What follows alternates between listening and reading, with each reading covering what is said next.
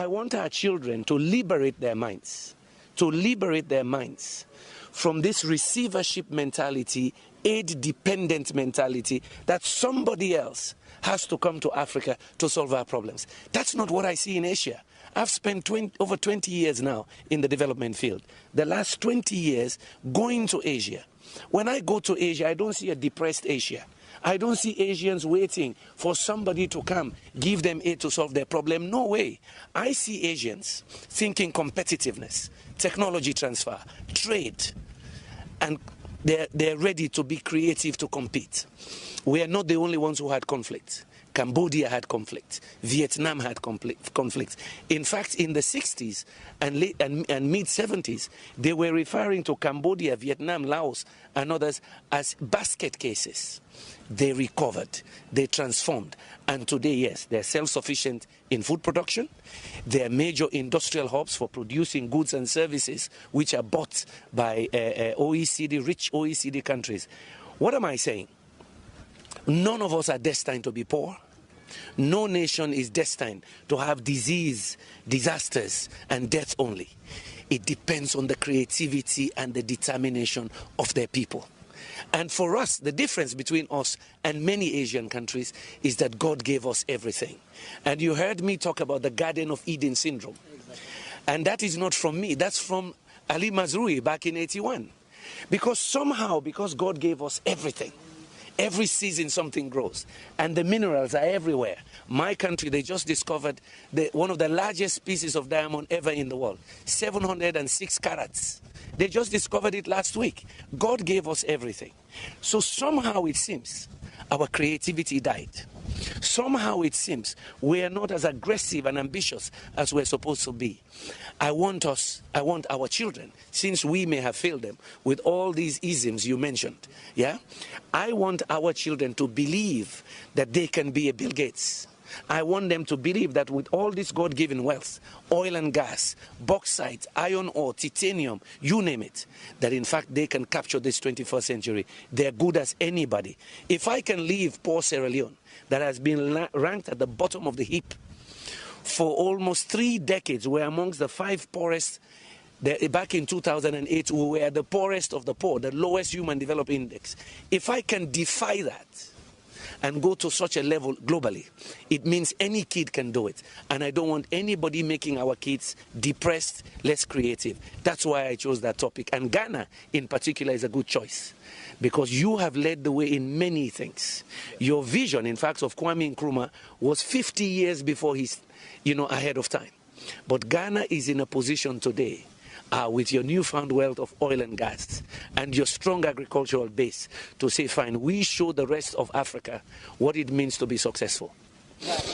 That is very interesting. Frankly speaking, you've just mentioned oil. I was going to ask a different question, but I'll just touch it briefly and then we go back. In 2010, you were here. And that was the time that we started, this whole prospecting for oil and getting oil. And listening to you yesterday, you said, whilst on your way back, you wrote an article. And you were virtually reflecting over this, Dutch disease, whether oil could be a curse or indeed it is a curse. From 2010, today you are here. What reflections do you have? Well, let me put it in context. I had the privilege then. Kofi Annan had invited me, Excellency Kofi Annan, Ted Turner, the billionaire founder of CNN, and I was here with Andrew Young, one of the civil rights liberators in America. And yes, we visited Takoradi and I could see the oil rigs. But then we visited Elmina Castle, that used to be almost the capital of slave trade. And what dawned on me as I was coming back on the plane, I started this article, Defying the Garden of Eden Syndrome, which was published around the world a few months later. 2 things struck me. I say, here I am in Elmina Castle, when Africans were exporting their young between the age of 15 and 35 to the New World to give them energy to transform, to industrialize at that time. I say, now they discover oil and gas around the same location. You are in Elmina Castle, you can see the bay, right? I say, now we have oil and gas in Ghana. Will we do the same thing? Export oil and gas to light up the rest of the world and we remain in darkness? Yeah. Will we use oil and gas the same way we've done cocoa and coffee? You pick from the tree, Garden of Eden, you dry it and you export. You don't add value. I say now, can Ghana learn from other countries like Malaysia to say, fine, and both of you got independence the same time. Now we have oil and gas. We immediately take a decision that we Ghanaians will begin to make plastics from our oil and gas.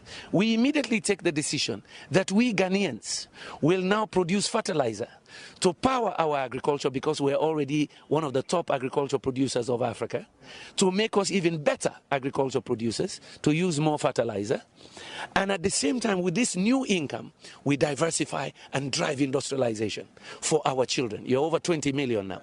Yeah, that population, 26 million. I think by projections, you might be 35, 40 million in another 30 years, because we're having children like there's no tomorrow. You understand what I mean? That is what occurred to me. Can Ghana learn from the mistakes of Nigeria, but also learn from the successes of Malaysia? Yeah, to be able to transform now, to say, fine, God gave us oil and gas at the time that we are really now independent. There's no colonialism to blame.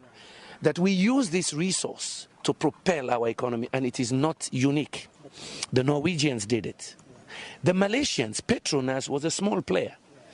Petronas, when they discovered gas in Malaysia, they didn't kill agriculture. They used the money to become #1 in oil palm. And some of that germplasm they got from Ghana. Yeah? They used oil and gas to drive what they call agriculture-led industrialization. From there, they moved into other sectors to industrialize, to push again IT development. Can Ghana learn from a country where, when they had independence around the same time, they have more than quadrupled their economy, but for most of the 3 decades of Ghana, from the 70s to about the late 90s, the economy was shrinking or less, or performing less. Meanwhile, Malaysia was growing in bounds. So you learn from the mistakes of Nigeria, but you learn from the successes of Malaysia and others. That's what prompted. Come and say this with Salomo. Now you know we Mandela.